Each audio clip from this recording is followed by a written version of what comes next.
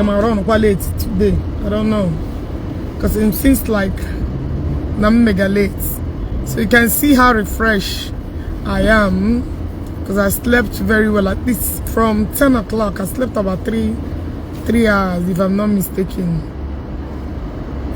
So, hey, Michael Obi, Zara Kamsi, yeah.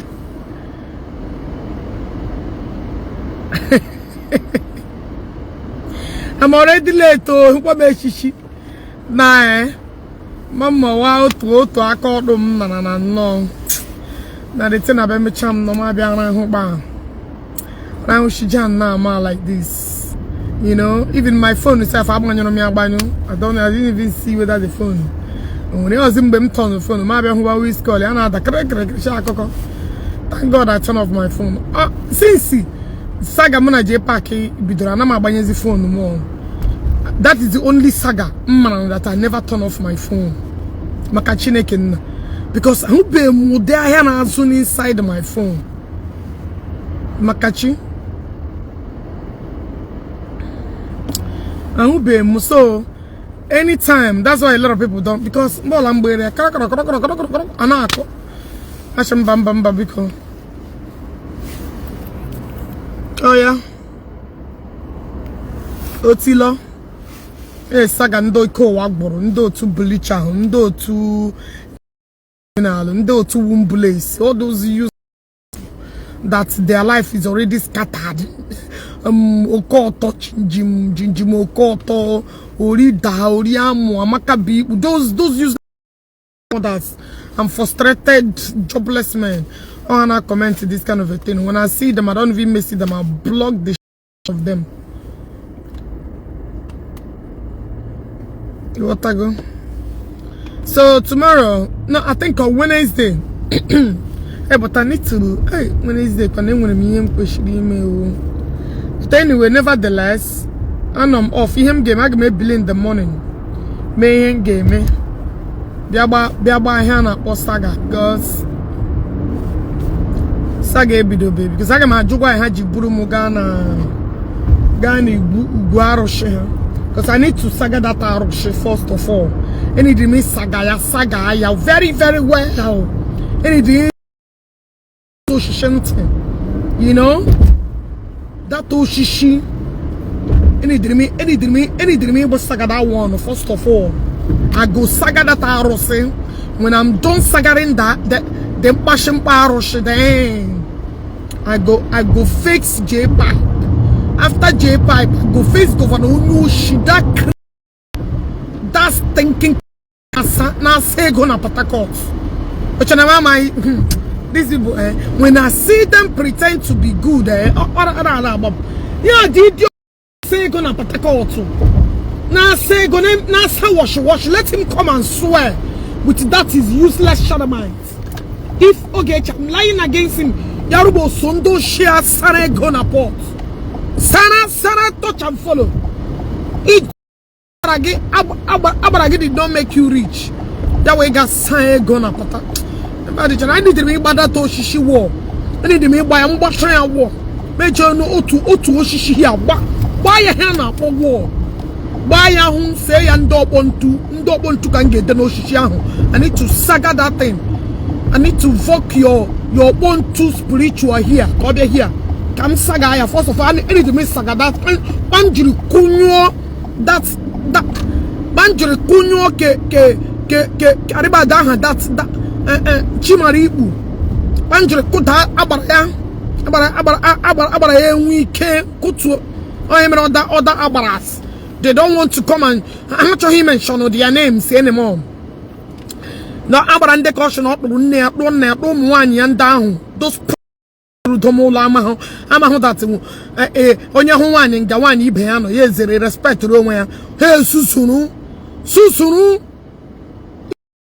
awu amu ano tunga ya lu oke ya lu ngbure ya ru ore ya rio ya lu ya keza ha ori afọ nkwo na na otu nwoke eme ya shigi ba ho na top pressure gi na num ihe nja banchara abale a ana me negi nja banchara na me ru umu nwan.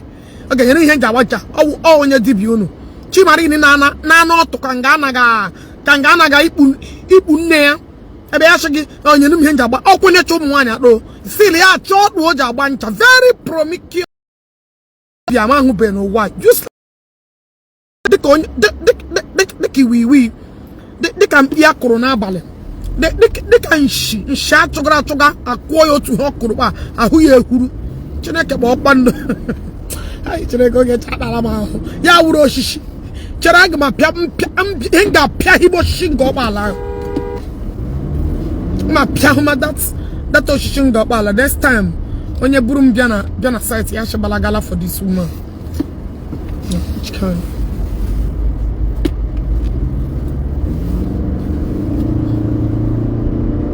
Next time, I'm on an environment of that useless Irish. Sure, no, oh, Dimo, try to put a life for today. But on them man, baby, you know. Nah, yo, I'm my reasons, so I will not leave Jpac. Why lying? That's the reasons I told him I will not leave Jpac. I start charging for taking me to Arushoga Basaga. No, I want a saga material. I want a lot of them. I just show my video. After all, wanted. I'm not coming back. When Gam Kasagana Kodo, Ngama Gabia Nigeria, Makamana Mission, Barama him. Ririmara is Christmas. Ririmara is Christmas. Look, Aracha him. Saga in your bath. Elegonia Budi Mercedes more.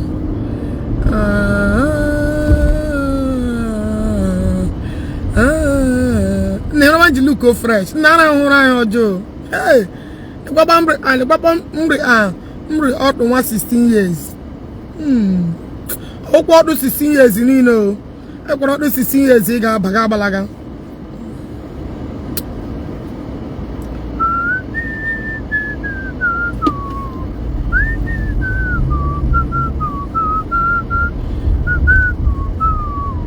Maybe him to refresh.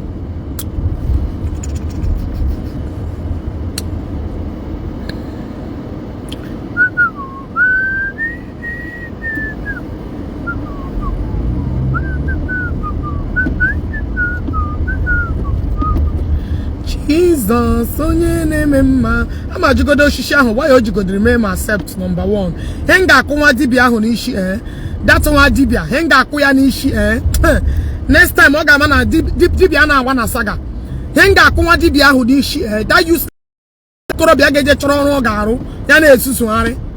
Henga akụnwa that nwa dibia ishi next time ya fala onye akpọgo Ogechi ya ba hụ na that nwa dibia aga m akụ nkụcha gị nkụ henga akụ gị n'ishi na saga ama akụ agaji ntị n'ishi. Next time when you see somebody like Ogechi akpọla gị ya ị ga-akpọrọ those useless men, those hopeless otu ime otu aga akpụ. One is pregnant hụ na kpafọ ya ji tukuru ya wee bele face ya na face that alụshi very hopeless thing. You belong to Jenga dibia for a pony. Or one which I get afọ gị. You're facing the Oshishi. You just reject one foggy na rose. Look at your belly there. Chere, you got no time. Ramona, you just reject one foggy na rose. Show get reject Aroshi. Who was facing the Aroshi? Your belly? Who was facing the Aroshi? How foggy? What for Doshian? Chere kept walk go come. Ijimu je security bia na bia puta bia me rubbish incantation anum pama idiot ibuluzo je the security bia je one place na about security bia bia puta una ex-convict here una that abusu. That is why you can never win anything. You are a failure. You failed spiritually, physically and otherwise. And when you are lit igana bagida also contact also contact Kenamba. Oh, Jpac, you the biggest mistake him and whip on my Ghana, Nukuharoshe. Ah, Chineke. Onye Baraki, who sent you? Who sent you? That was the biggest mistake of your life. I'm a kuputa I will make sure I operate touch your stomach. Oh, you're not gonna serve that arose. Because you can. We shall see to the end of this arose. My got oppressions, emergency surgical operation. I forgot how that's you can never have peace. Gonna ex-convict.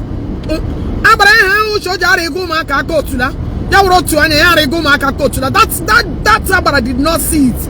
Thunder Mabukwe Ginaya, 2 jobless old Ndo contacts. Oje Duaregi Onya Pare. Now Ndala me ton Babuogi. Yeah, Jpac told me and that's why I'm posting a lot of videos. Jpac told me and told others too. On a make an on a make Jpac told me and told many. Yes, I'm no longer the only one Jpac told. Yes, I am Jpac. Post there are many others. I'm not even doing it. All my admins are everywhere. I've sent them an errand. Shinwa, go and look for who else Jpac told. Yeah, Jpac told many. Thunder Babu Kunu. Now a lot of people are beginning to manifest. A lot of people are beginning to showcase. Now they have stand up to speak the truth because majority of you guys are cowards. You can't talk. You can't speak because you want to protect an interest of maybe he will help me promote my page. Fuck all of y'all, man. I wasn't the only one Jpac told. Many told has been told and many told has been coming. We must continue to review the secrets. Ndala. He told me. You can open a page called Jpac told me. If it's not even interested. Jpac told me. It has become a trending name. Yes, you know, Ogechi Okeke trend, believe it or not. Jpac told me has started to trend. Because one of my admin may pay him that page to where? Because page now is 60 days now. Jpac told me. Finally, Jpac Okuro. Jpac Okuro. Yeah, he told me. Lala.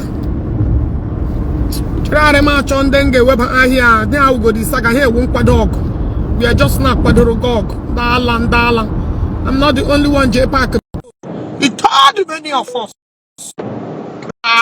Jpac told me. People say Madam Jpac told me. I'm like, yes, I answer it to my futures. And he has been telling others as well. Dala. Is it Madam Jpac told you? Is it not the truth? Is it not the truth?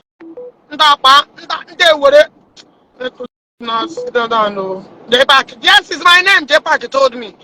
Let me open the page now. See, it will take 60 days to start working. Facebook, I'm one of different thing. Maybe I shouldn't follow that page. Jpac told me. That's become a trend name. Jpac told me. Gama himself. Jpac told me. I mean, the page. Yana making a Jpac told me. You know where good. Like, you know time on. What am time on?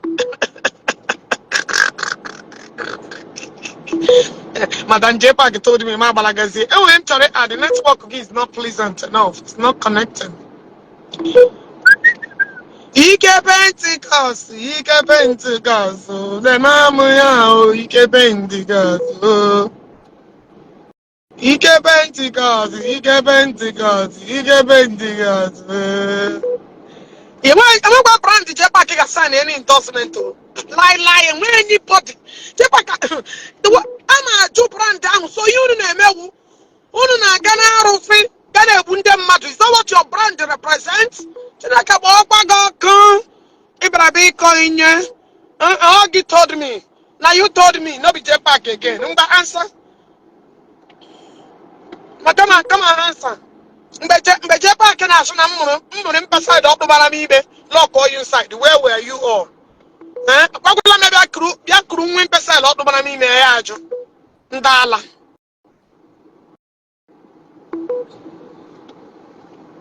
Ndala. Na koiri. Amami ene network and I'm trying to add all of you. Bound Jpac in a bias and I'm imbecile. Some and some use Wumpuha is questionable. A Buriana garage, I get a potara, Bagani, Kaka dem, a potara, Biagin, Nageta, a potara, Biagari, and I did jot, and I believe here. And you think, no, but on Onyaroko Funanya, and a Bapianaka, like a one knock. Whoever stand to fight Ogechi for no reason, I will come for you in any way that I can use my tools. And when I want idiot come home, I saw this is my second time of seeing her video. I'm on a book arena chora here. Dika one idiot. One I know here that's talking rubbish. Why must I? Would you tell me how to fight my fight? One useless girl, mama born ano. Come on, Gane Lomo ya. I not know his shit. The keep Wonyara. In my Wonyara na twisting. Idiot and I don't know whether some people are there. She will not get you come for you. She started talking rubbish. I don't have your time. There's some people I pick, but you're just a stamp. You're just a pass by. I don't get your time. You're just useless as Mahishigilukru. You're just a useless thing that don't have nothing to offer. You want to go? Iba saga is just to promote you. I target my saga. I don't saga anyhow. You want to go? Iba saga, but you know you are the one I'm referring to. You are just like a hopeless thing that lost your sense of belonging. You don't reason. You just want to talk because you want to belong in one page, one another. And you decided to open your page to make money. In my class, in all ramifications. People of my class, a gap of my class. You are below people I respond to. Sometimes I do condescend to some people level to saga them, to tell them that a old soldier never die. But for you, I can't. You're too low to the lowest. What I go? I mean, Ebola on choto. It's a low, medding gange, with it, Ngabalo, game when you kid in 6 feet. So I ain't got your time. Hello, Mugi. You try up by Ishigi or try again mega because Ishigi rip Onyara. That's the first thing I figured where you are. You know? Because shameless. I didn't make bonus was shameless because I have where you started hearing shameless is from Inegi. So your mama senior me. What I go? Now classificate. Say one time. Elecha ge nwe heme elete gị n'ime ọkpụ na amụ ikuziga na kuziga gị ọkpụ na amụ ikuziga has not turned to kuziela gị so I ain't got your time bitch when time gị I don't got your time what I go na akọ eri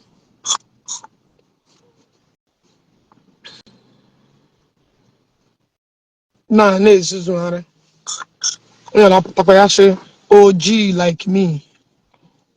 like me na saga. I'm better to around. Hello? Auntie, Yeah, nwoke mara mma. Ereke, Nneka kwa ụmụ nwaanyị mma, lekwa bụ ihu gị ji amachaga. Hey, Chineke. Ke nwoke ka nwaanyị mma. Chee, lekwa ihu. Ihu rụrụ ka ụkpaka. Ịma na enweghị ka ụkpaka mma. Ịhụkwala ahụ ụkpaka. Ihu gị tụrụ ka ụkpaka. Where are my single girls? Black unu nọ. Ke wee Bonnie Black. I'll go by you. Ịlụgo nwaanyị. Mgbapụ ọnụ nọ nke a wụzi njọ ahịa na. Nke a bad market. I'll go by me na nwunye m obi. Nwaanyị gị ga na-eme njọ yo. Ya na-ele gị anya n'ihu like this. Ya na-anyụ. Chineke. Never ụmụ nwaanyị dị ije n'ọnụ o. My brother carry go, no mind me, Joe. I may follow your page. I love that. Yeah, thank you, my brother. The one that I na-ekwu nonsense. Not coeri. Na-ekwu nonsense. Just no mind them. But ihe na-egote anya ma nke bụ eziokwu ma nke bụ eziokwu so ama nke bụ eziokwu Jpac told me has become a brand. Jpac told me has become a brand. enweghị evidence so ihe niile ọ na-akọ nonsense. No. Everybody nwe onye ọwụ na-akọ ya eri biko kelela nwaanyị go ọ nọ na room mụ nọ na palọ. Okay. In case na ya nwere ochi ya asị ya eme ekelela yo. So no worries, we are by your side. Nothing mega. Thank you, my brother. Open ezigbo mpe. Too small. Glite n'ọra enweghị onye ahụ.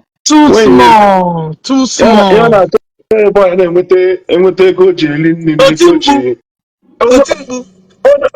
onye ọ lụrụ wa ezigbote ashawo ka ọ lụrụ. I got the evidence. Akwụna first stack ka the girl bịa ama m where that girl. First stack here be move to Abuja o. Every 2 places from first stack here move to Abuja. First stack your first location here, then you move here to Abuja final location here before you load. onye na-amụ weda girl ma na onye anwa agbahụ First start the first department, yeah. I'm a na fatherland. I'm a na kebe.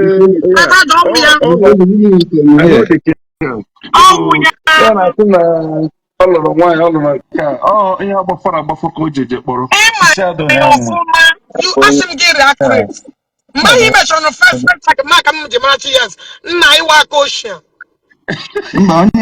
Onye kugodo the lady gossip mago all street ko. Mama, she will you go share because he mentioned the first location here. He ma show cast here one. I show cast here one place. Ya bagaba to a new place. Get you now be around. No be. When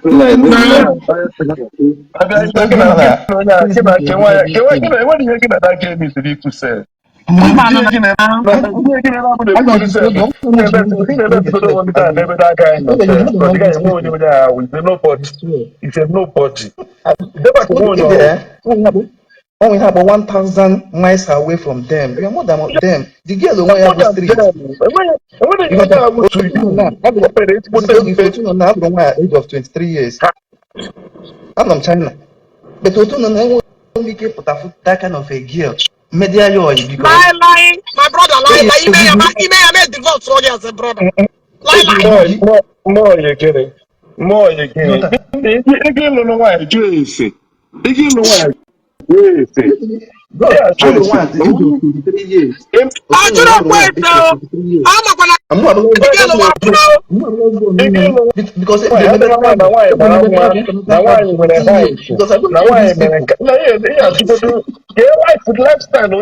because lifestyle like I want you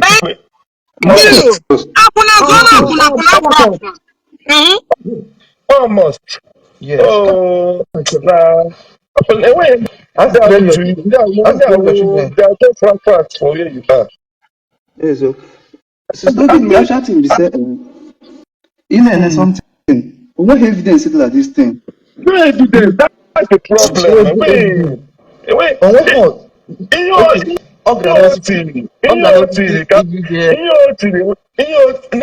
One guy, one man just a man more deep again. The man they could that na Jpac anyway. She still get chukuru. Jpac got everything. So what is the word? Tell my brother, the same man go through for he need a forum. Number I walk. The same man go for also to the man the picture everyone attires and I know they jump. The Baba medical.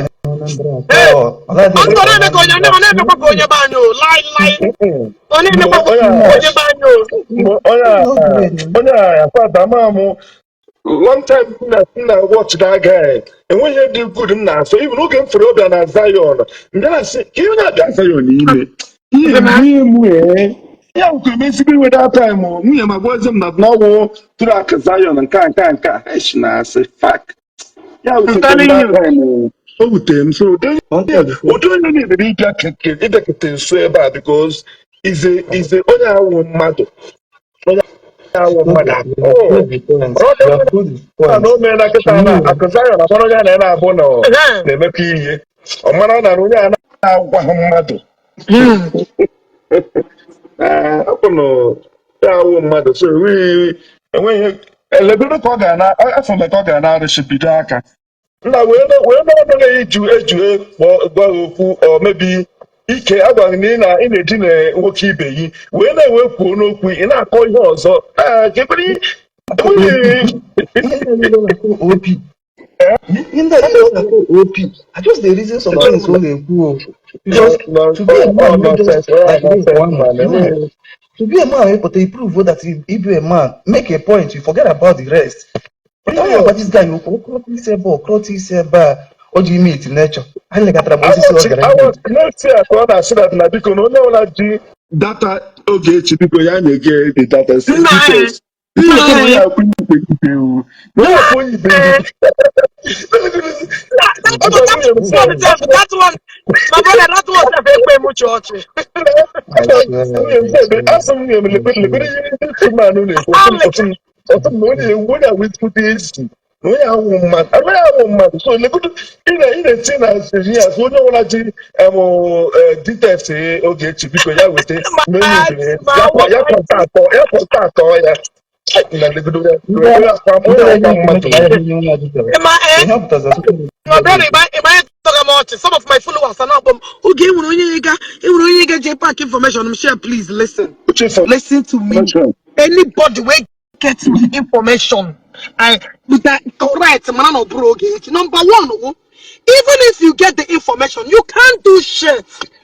I don't carry my address. When I get people waiting here. And what would they? I'm sure can you say no matter? I'm turn them matter can all here. I'm one of the two persons. Put on Ogechi. Okay, but I'm take one my ticket got Texas. No, not the house now, boy. Yes, she about 1911. She now with somebody from the house. No, this is a public place that anybody can come in. Yeah, I got one person here to go. No, if I release secret in the about her. But information out for 6 years. I did not release it. And when I did them, putereya na blew up. Yeah, mama, about tickets. Yeah, I got babu na dim. Hey, how about do my?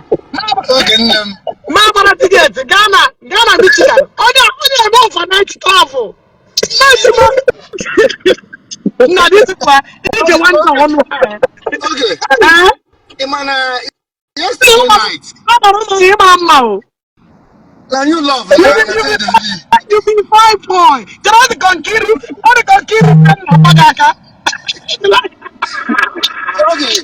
Okay, no man. Yesterday night, and I'm like here. That watch a video Jpac. You don't pay attention in that video. You might video how you shake up the shape a little bit. You might about Gafa. Hey. You watch video, pay attention at that video. I'm here. Hara, Bundeli, Abuizu. But the woman you're Rafa. Yeah. I don't say a word on your Rafa. So that video, pay attention to that video. Oh, you're Rafa, that video. That means all the guilty. That's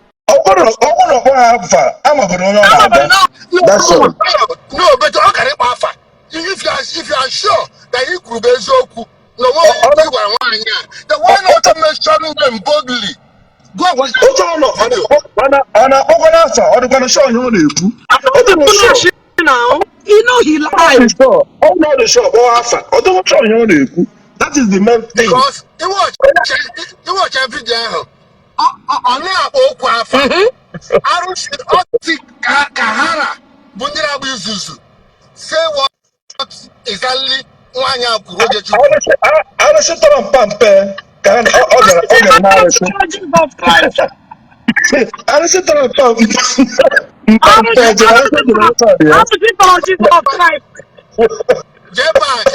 did not get any talk. Also, I don't say, I don't make ego. Jpac, also I don't make ego. All right, for justice. My question is this. My question is this. Jpac. You need to go na Oshima 5,000 years. Why am Akwatiwaraki, even Mogwa. Akwakani Warago. Why are you going to push? Imagine I don't my sister, I told me connect to get them from so yesterday and that thing I got yesterday. I got that thing for war Guinea and Abasaga Guinea and Aba. You got that thing good here people name all his names around Fianaro. No Japan Kunya over a Paraboya over that. Oh, for people like us in a Kuku Kogan. Monomara nonsense. Yes. Oh, like Andrea video done not for you. I don't think network is camera network is agents with that money. Since the Oku Basara and my body said before we were here, but I told you or else Okoya, which is the way. I don't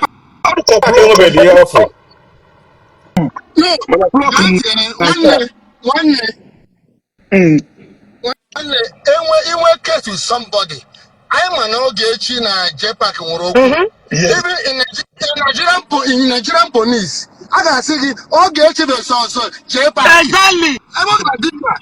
Okay, do I see more Jpac? That is Ogechi. Thank you. People who don't know. Video calling to new done that thing now. Even the guy I'm on it. Jpac got to come these days. When you chat is the one that goes Okay.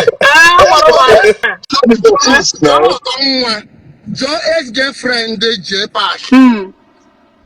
Konye bu oyenwoko Jpac chori ere auto. Jpac abụrụ ezigbo mmadụ. Yeah, can answer that. Time mmadụ, his time has come. Make sure you lose a lot of followers. I'm telling you. Yeah, na pegodi 2 by 2 na pegodi ebe weather dị nke abụọ dị kapịnta kụrụ. Weather dị eji ọkụ gba nke na. Onye ọbụla ya na-emekọrọ ihe, everybody ọbụla ya na-emekọrọ ihe now. na-eme ọ bụ na ọ na-erite ihe n'aka before n'oge ọ na-erite ihe n'aka obido ọmụwatọmasị na-eme na-emete ihe ọ na-enwezi ihe ị na-enye ụtọba yi. That's all. Jpac. Which is very bad.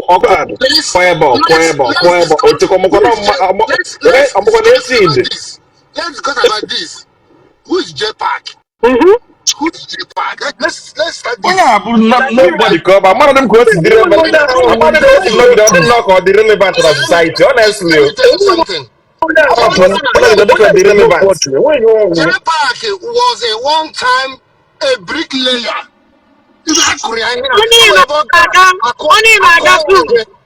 to be on in a block work also. If not, this my brother American paper Facebook. All these people are not, they are nobody.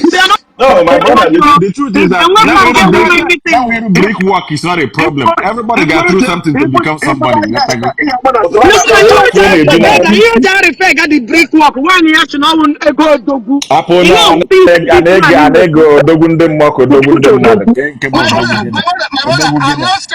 I'm not saying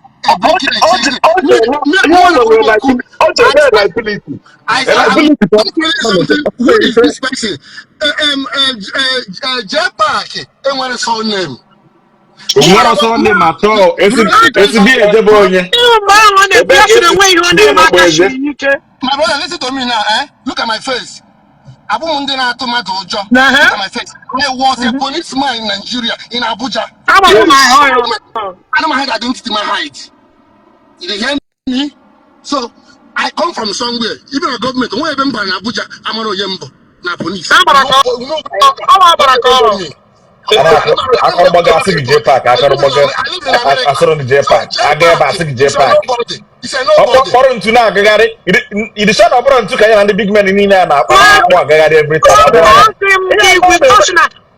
ndị big men niile ahụ ntu ka ha na-akpọ ibute na gị na ha mara na ndị niile abụ ntu ka ndị big men niile a na-akpọ na-akpagharị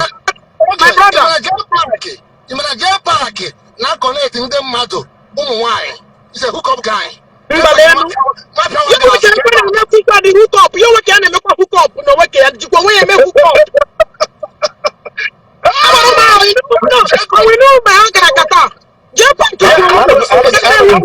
Anọ m nke afọ eburu nke ọbara ejekte na afọ eburu ibu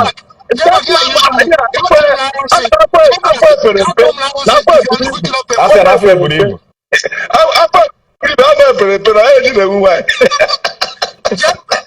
Ogechi live video Jpac don't do to give when I'm onye mbụ Jpac twice don't tell me ha gbara that you remember ụmụ nwaanyị hook up yeah we no bana nye ndị odogwu pụta tọm na arụsị Jpac enwere ike ịtụ mmadụ na arụsị bọsọ ọbụla Jpac ji etụ mmadụ na arụsị ahụ egbuo ya besides o nwere ihe ọzọ nchọrọ egwu unu my brother achọrọ m ikwu ya n'otu antị oge tụọ arụsị gboga tụọ arụsị na-egbu onye aka ya dị ọcha bifo arụsị egbuo mmadụ na-abụ anyị na-asụ ogologo oyibo n'ụtụtụ ka m chọrọ ịkọrekt damond na antị oge ọ sọrọ gboga ọsị gị sprit there's nothing like that ọkụ ifu etu anyị nọ now there's nothing like that that guy just like ọ bụ ike bụkwa na ọkampụ Jpac ka o si deka ọ na-eti mmadụ si ya na-arụ ọ na-eti edisi nke ọ na-ekwu the thing there's nothing like that m na-agwa gị eziokwu achọrọ m identify onwe mmụọ but achọrọ m ịgwa people na-ege ntị n'ụbọchị ọbụla mmadụ sị gị na a ga-atụ gị n'arụsị ụbọchị ọbụla ifere onye agwụrụ ọkpọ pịatuo ya nwere ihe dị ka arụsị onye ọbụla na-atụrụ gị n'arụsị nwanne chụbụ ya ị ga-achụ gị nwa ga na-achụ ya na-atụ arụsị ọ na-agba ọsọ kama adị na-emekwa ndị mmadụ nkọreji ha ji eme mmadụ ihe ọjọọ ma eri ego mmadụ kama na ụbọchị ọbụla mmadụ ga-asị gị na ọ tụrụ gị n'arụsị nwanne ọ bụrụ mma ihe ọbụla rutere gị aka were there's nothing like arụsị mmụọ na-agwa unu we've been through those things we've been until this now to 17 because there's nothing like arrows. I'm telling you. My brother, hold on. Imana the same ex-convict. Governor Onyushi. Oboroko. Imana Oyenwa. Now put an outguanishi. Any person get a many here Ghana Aroshi. That organ. Now the person is the guilty. Any onye isi adịghị mma ebido ọpụta okpuru akpụ ọ bụrụ Ogechi ka ọ sị na ogbu ka ndị wada na-akọ nọnsens onye a isi adịrị onye a mma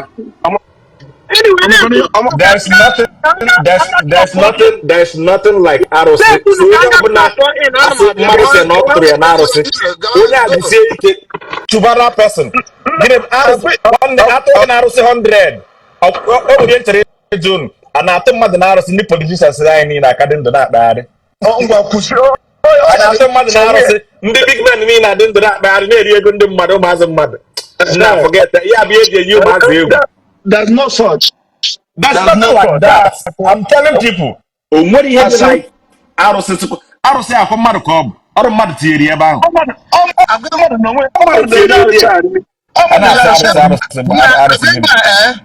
Jpac it destroy many people business. Nah, that guy is useless to people's career a lot.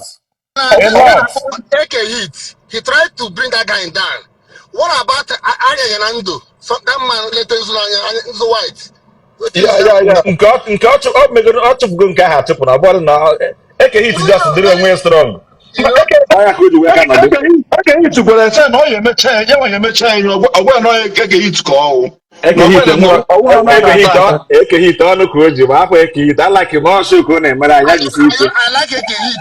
Alaki na eke hit ghọtago. I like him to say okwu ọ bụrụ ọ dị ebu ihe n'obi otu o si ekwu ka ọ dị. I like that guy so much so let's just play eke hit chapter ghọtago. Na mebe ihe ọ na-eme akpịa ka ọ na-achụ onye na nwunye ya. Erie ya life. All business ya ka ọ bụ. I will never block his way so ọ shop ya ka ọ nọ na so onye chọrọ ya gaa nwanne ekwute ụgwọ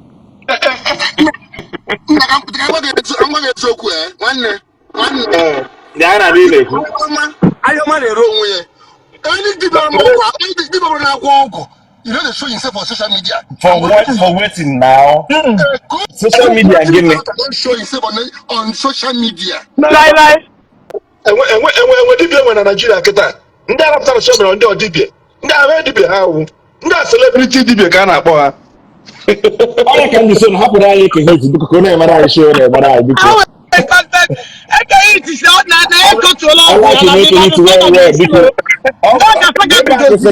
Onwe ndere gị na comment Jpac sị gị na o nyere gị 4 days dezi onwe na si esi ịwụ ga-eke hit part 2 eke hit ọ ga na 4 days Jpac enyegoro I want to hit na 4 days.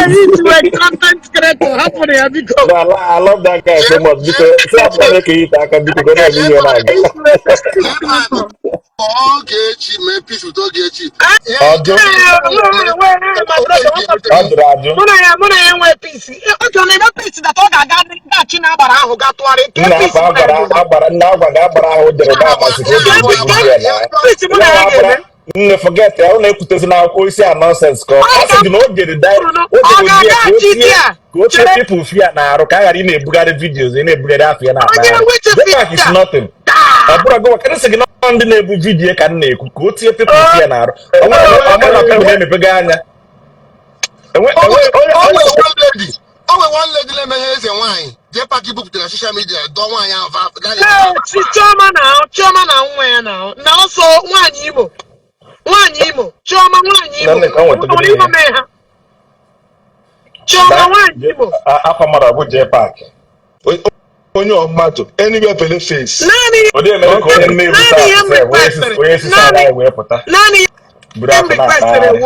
naanị ihe m request Jpac ga mee otu la gị examine. Gịnị dị na mmadụ ikwu I'm sorry ịdara onwe gị na-egbu ebe m expect inwe iyi isi ọ bụrụ na ọ gaghị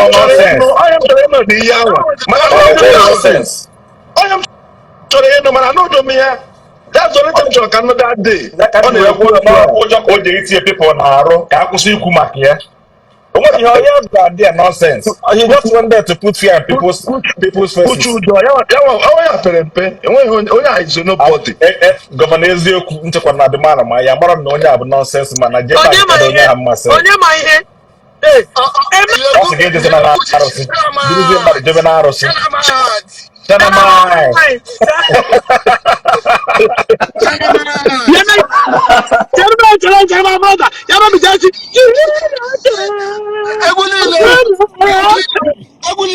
copyright.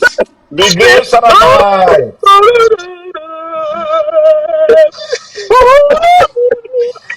I'm not going to hear the Sanamai to me. You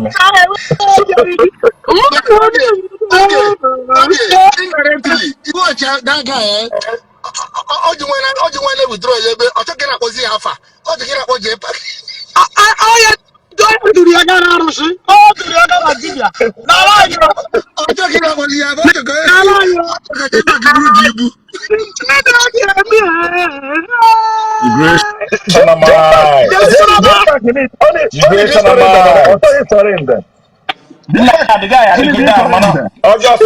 Ọjọ́ sị na-agbazi lekaleka ọmazị na ọya gaba n'iru ka ọya gawa azụ nye nwasịsị ka agba wụọ ọkwa ya nwasị ka ọ pụtazi ka ọ gbaa wụọ ụbọchị ọ bụ na oge pụrụ online na ọ pụta online ebe ka ọ na-agbara kịta ebe ka ọ ga-agba gị wụọ anụ mpama Jpac onwe ebe orugulo Ogechi ewi salary ya ị ga-ahụ eluigwe for 1 week. Nwanne m atala m ahụhụ. I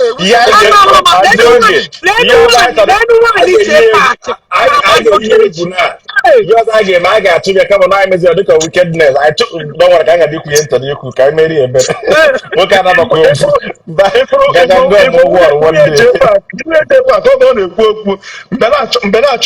video na phone ma one of the food na phone. Oh no, I can send dollars to Ogechi. Oh, mechizoro na that video. Man, I'm talking about that video from that video. Can I tell you? After the video, many here. You people. I'm going about four people. I know them. 4 people. Come on. How much I'm far? I'm the guy some that na enwe video of Ogechi. But I'm watching all those videos.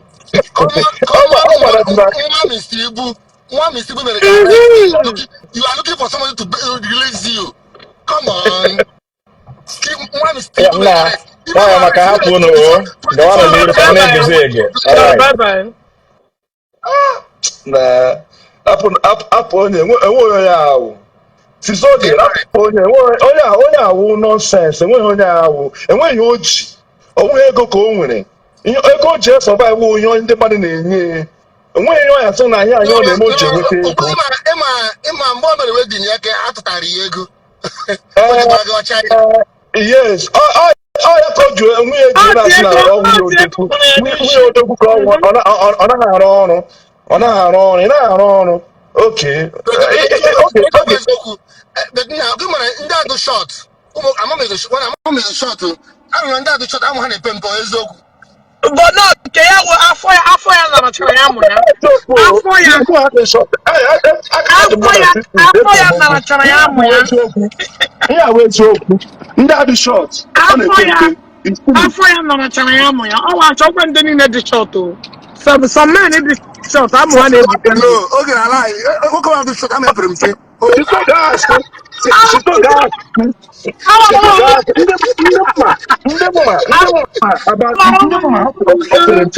ndị mma pere mpe eziokwu ndị mma pere mpe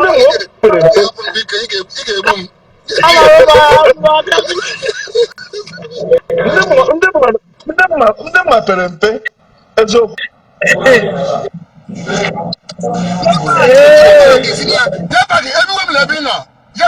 I'm telling you. Because oh my God, I'm going quiet.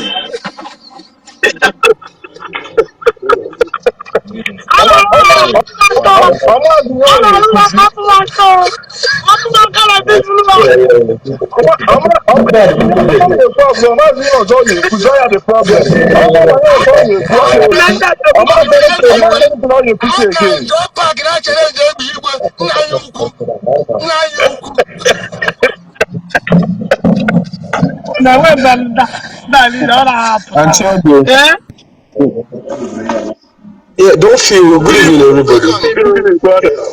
Yeah, don't feel your brother from Australia. Alright, don't feel very despaired or what Jpac went to do in that should I call it a tree or firewood or whatever. I don't know what to refer that as. That is OND more than one man say. Nothing. You know, it was kind of an act, like a plot. You know, anytime you see Governor Izioko or Ezeashi around him, just know there's a plot. He plotted it.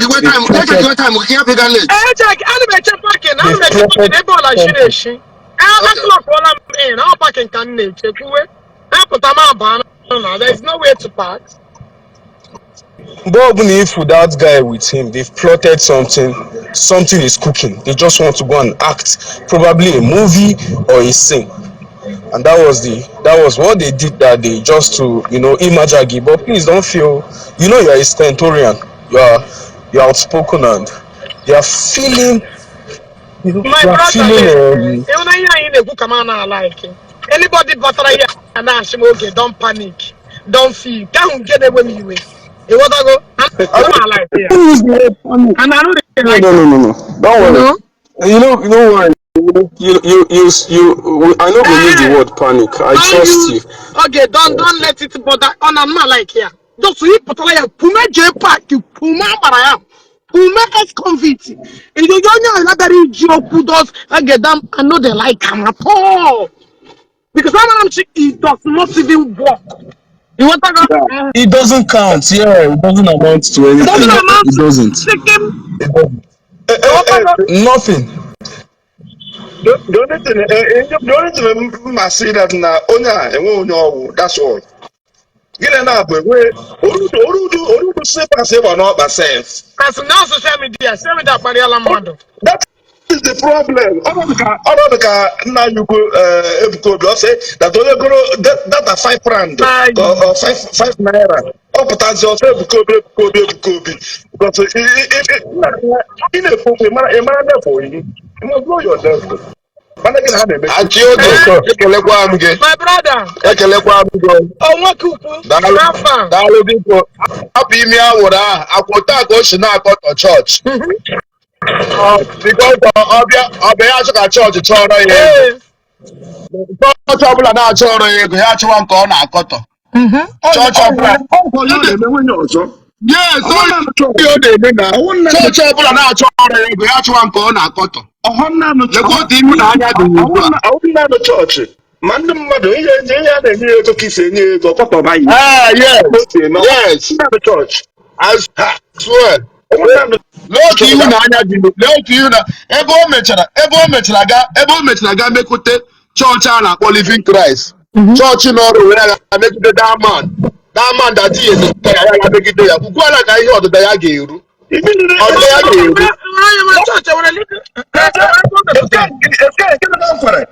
yes na gịnị na nkwere na ọ bịara na-akụ eri na ebe chọọchị ahụ nọ ebe a ka ihe ọdịda ya bịara yes na ebe a ka ihe ọdịda ya bịara ya riwu ugbu a na ihe ọdịda ya ga-eru before you know it na olugo alụkwa na Facebook again before you know olugo alụkwa I tell you chọọchị ahụ na nkwere na nsọ ihụbe Facebook ya ka ọ na-akụ eri afụbeghị m ka oge ọ bụ Sky ya kpọgbukwe okere Sky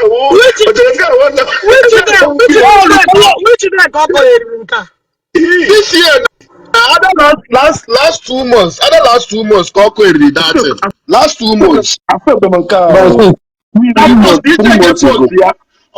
otechi tupu ijere ma ote ga-ete bụ ote ahụ esi bakwa n'imekwa eziokwu ablọkgo m akpọkasịrị m eyi arọ blọk m akpọkasịrị m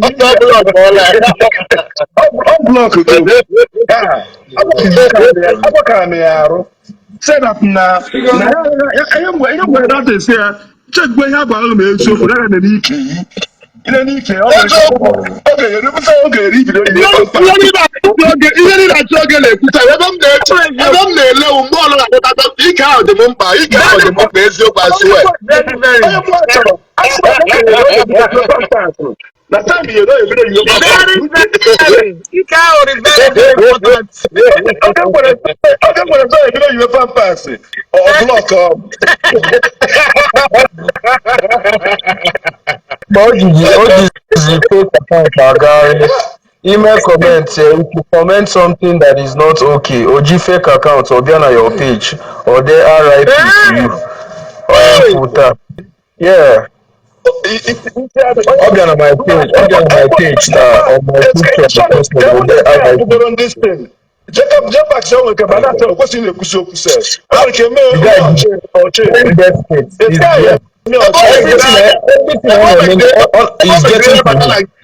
bata ebe Sky ya nọ ihe ekwu ya eruo I am your father show. You know what? Everybody na ebere. Everybody na ebere. Sky na pay ebere. Sky okay. Even we get I got toilet for years. It's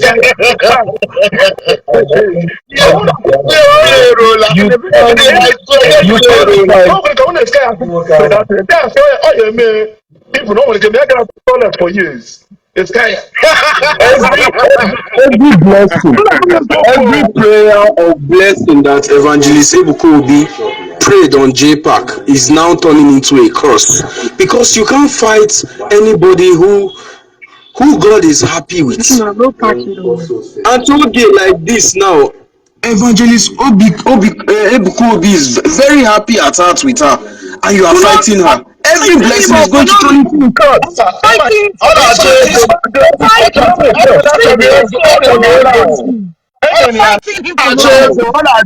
Onye ọbụla na-enye ya ego ya agbawa ya wụọ ọ chọrọ ego. Generational curse. Yeah, picture. I called you with the right, with the court. Yeah, that was a great when we walk. Man, one girl man I got church in Sky. I can send all go see Sky. Ano, oh, eno master, msandana kita wakachi, na, mweke 5 months or 2 months, if na Jpac has a kuno again. I'm telling you. I swear to God. All Of the Jpac He's under pressure already. All the good under pressure already. He knows. He knows. He's under pressure. ndị ihe mfọkọtụrụ mgbe ọla ọ ga-ekweta na ọ ga-akpọ dọkịta ya ike ahụ ihe m na-achọ ka m nyeta otochiere onye enweghị ihe ọbụla m na-achọ ọgwụ ike ahụ ike ahụ ike contact ike ahụ onye m na-achọ sisto ka m nwere otochiere onye ike contact di na-agba asawo nwunye na-agba asawo ọ na-agbasawo nwoke nwunye na-agbasawo nwaanyị efugo nwunye na otorobo bukwe idiot.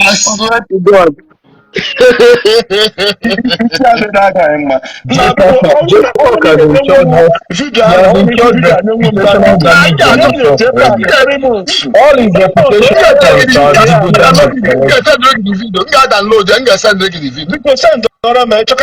my WhatsApp number, Biko.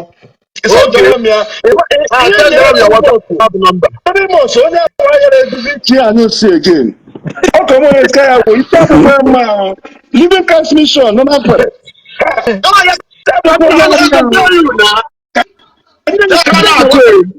my WhatsApp number? Send the WhatsApp number. You guys download the video. Send the again. Plus 234. Then it's here 084. Okay. Okay. Impossible to come and tackle you. Send the lemon inbox to go to Mwa. This is the lemon inbox.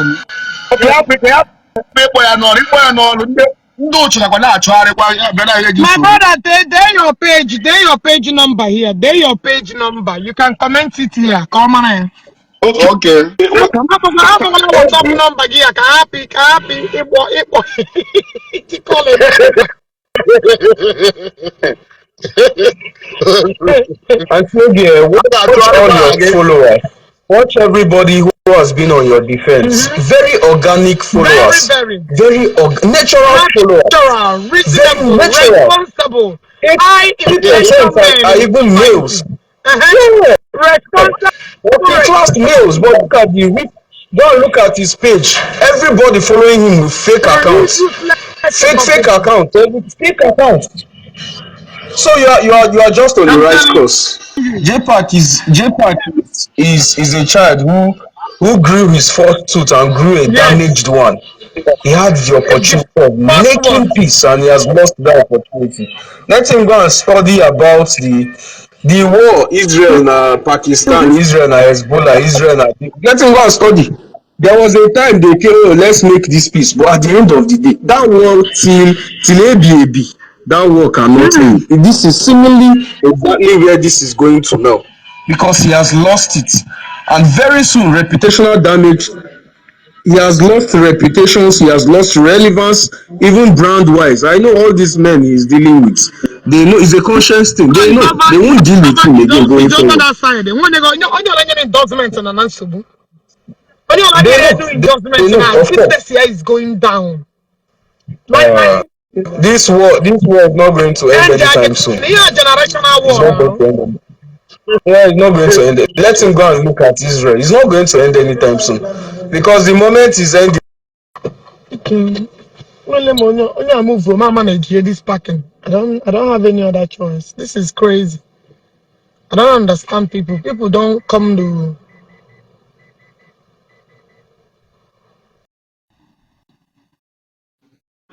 I cannot work on the answer. Sorry.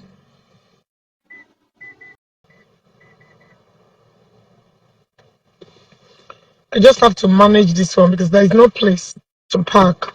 It's not Nigeria, actually. Just have to park here. Make sure I'm parking for over 50, getting to 15 minutes now. You want to go now? Alright guys, I'm gonna bye and I gotta go to work. Bye.